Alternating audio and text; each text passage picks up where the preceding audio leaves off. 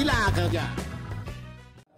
Halo teman pemilih, welcome back to our channel Podcast Gila Kerja KPU Kabupaten Sintang. Bersama saya, Karsina, anggota KPU Kabupaten Sintang.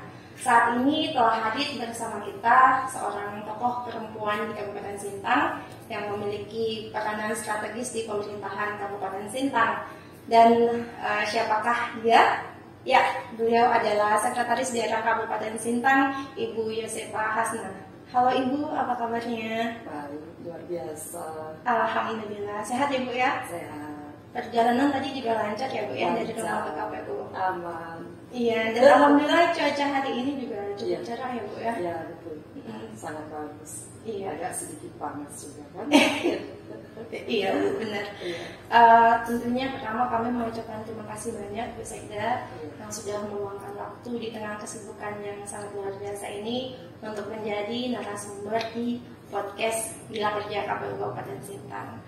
Teman pemilih, sangat menarik dan istimewa tentunya ketika di momen Hari Kartini ini kita membahas terkait dengan peran perempuan.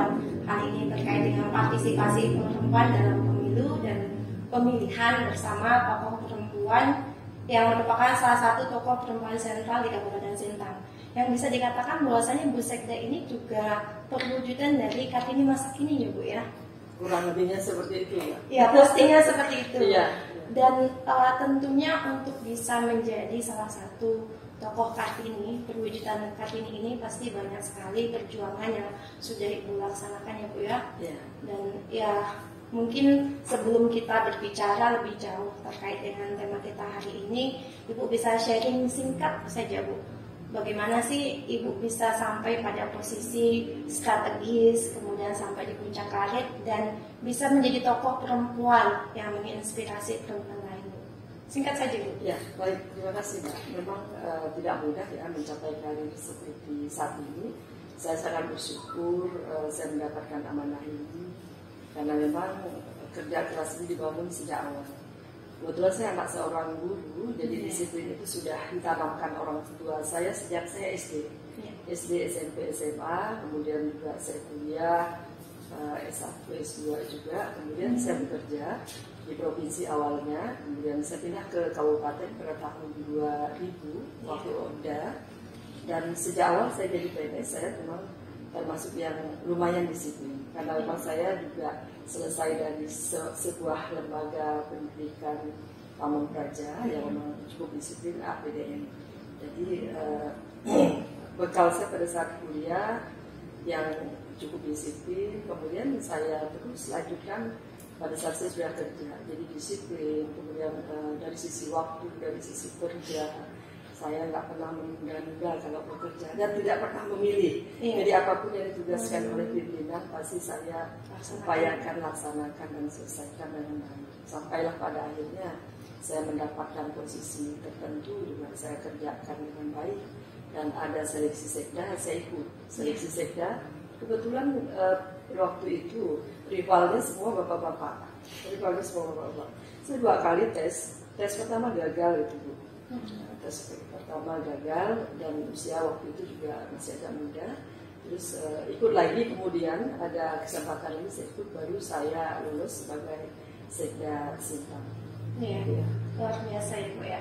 Tapi kata kunci yang saya dapatkan pertama itu adalah disiplin. Disiplin, betul. Disiplin, kerja keras, dan itu pantang menyerah harus terus menerus dipelihara ya Bu ya, supaya kita bisa mencapai apa sih yang menjadi tujuan hidup kita.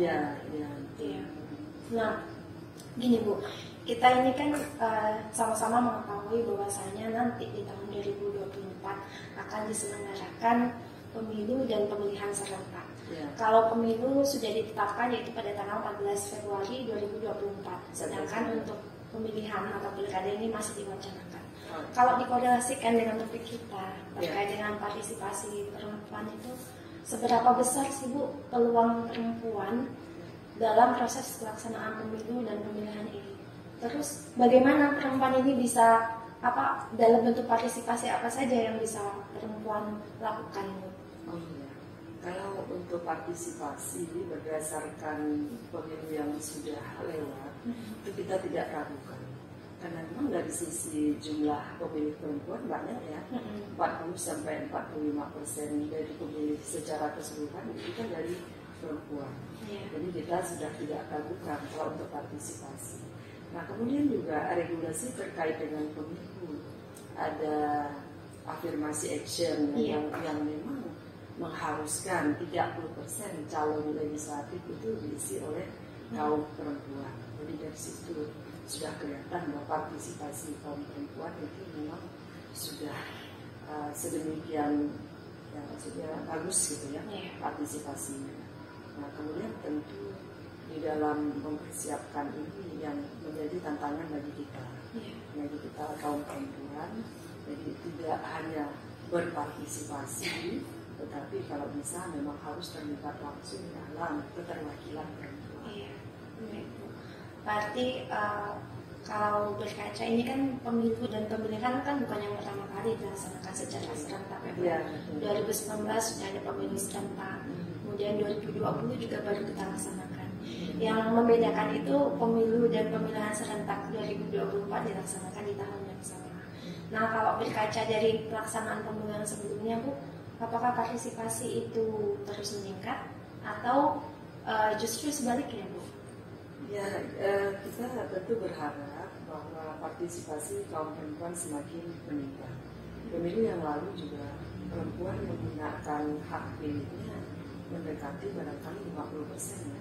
Hanya memang dalam hal keterwakilan, ternyata kalau saya mengamati pemilih perempuan itu tidak juga linear dengan partisipasi. Kan seharusnya 50% partisipasi, keterwakilannya di parlemen juga harus lebih banyak. Seharusnya at least 50% juga. Iya, betul. Iya memang. Kalau di DPT 2020 itu memang khusus di Kabupaten Sintang jumlah pemilih laki-lakinya sekitar 148.000, perempuannya 140.000. Berarti sisinya sangat sedikit ya Bu ya. Bayangkan? Iya. Cuman kan kalau kita bicara partisipasi ya Bu ya, kita kan tidak bisa hanya melihat kandidat atau calegnya ya Bu ya, apakah dia peserta pemilu sebagai caleg atau sebagai yaitu kepala daerahnya gitu. Tapi ada perempuan-perempuan lain yang juga bisa berpartisipasi sebenarnya di luar itu. Kira-kira dalam bentuk partisipasi apa yang bisa mereka lakukan?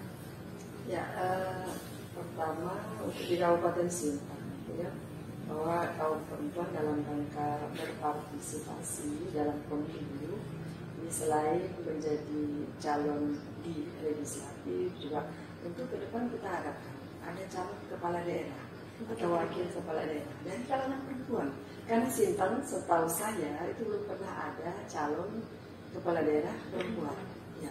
Jadi begitu dirindukan barangkali ya oleh kaum perempuan di Sintang kalau ada wakil kepala daerah atau calon kepala daerahnya dari kalangan perempuan. Karena tadi pemilih kita kan cukup banyak dari kalangan perempuan. Cukup banyak Sintang ya Bu. Iya betul. Ya harapannya memang seperti itu ya Bu ya, dan partisipasi perempuan yang tidak terlibat sebagai peserta pemilu ataupun pemilihan juga mensupport ya Bu ya hal tersebut supaya memang ada korelasi positif lah, seimbangan antara yang di jumlah pemilih perempuannya dengan keterwakilannya yang ada di situ ya. Setuju. Ya Bu. Nah mungkin ini yang terakhir ya Bu ya. Kalau tadi Ibu ada membahas terkait dengan affirmative action ya Bu ya. Singkat saja, affirmative action itu juga salah satu bentuk dari emansipasi perempuan ya Bu ya. Apakah juga afirmatif ini benar-benar mendorong tingkat partisipasi perempuan itu sendiri atau tidak Bu? Sebetulnya begini ya, karena memang kota itu sudah diberikan 30% itu harus dari kalangan perempuan. Mestinya perempuan harus memanfaatkan hak tersebut. Tapi kalau saya berpikirnya, kaum perempuan tentu harus mempersiapkan diri betul-betul. Selain memang sebagai pemilih yang cerdas, juga ketika akan ikut bergabung di partai politik, dia tentu harus menyiapkan diri sendiri. Harus dari sisi kemampuan, dari sisi wawasan, sehingga ketika berhadapan dengan kaum laki-laki, mereka tidak kalah dalam hal seperti ibu ya Bu ya. Yang mampu ya, gitu kan. Jadi tampil itu bukan hanya sekedar untuk memenuhi kuota, tapi memang secara kualitas dia mampu. Memang pantas untuk dipilih oleh sesama kaum perempuan. Terus kemudian begini, saya sebetulnya begini, bahwa kaum perempuan itu sendiri juga harus punya komitmen untuk memilih sesama kaum perempuan. Iya. Kenapa tidak? Kalau misalnya dipilih kaum perempuan, minimal isu-isu kebijakan untuk perempuan, keberpihakan kepada perempuan pasti akan diangkat oleh si wakil itu tadi yang perempuan. Boleh juga ya Bu ya.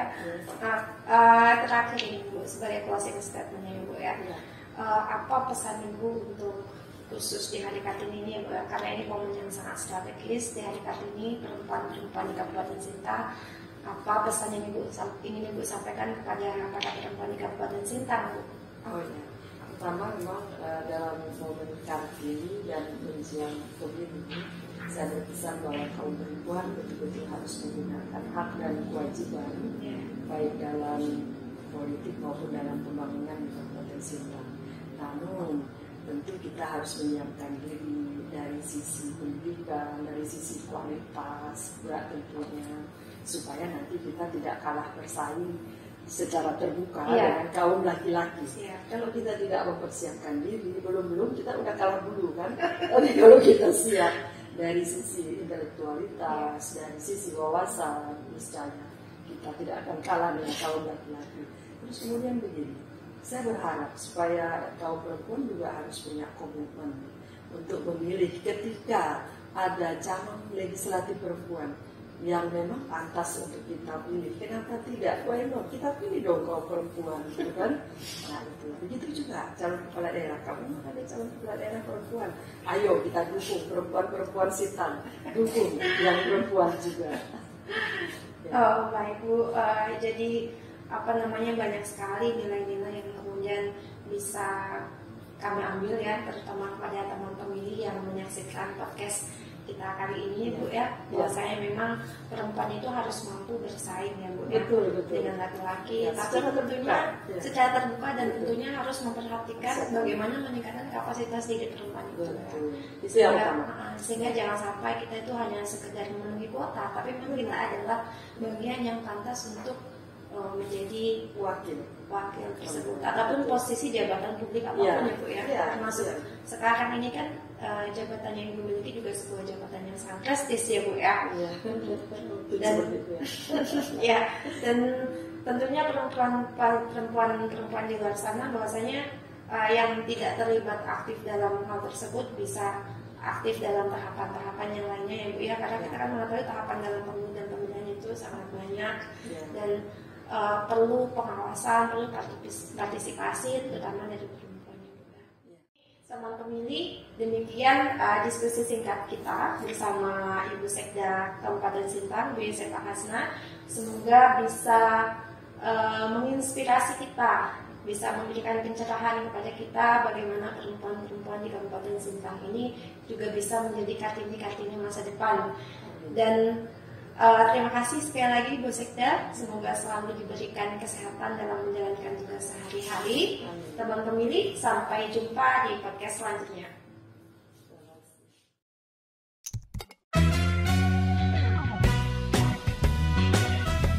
Gila kerja.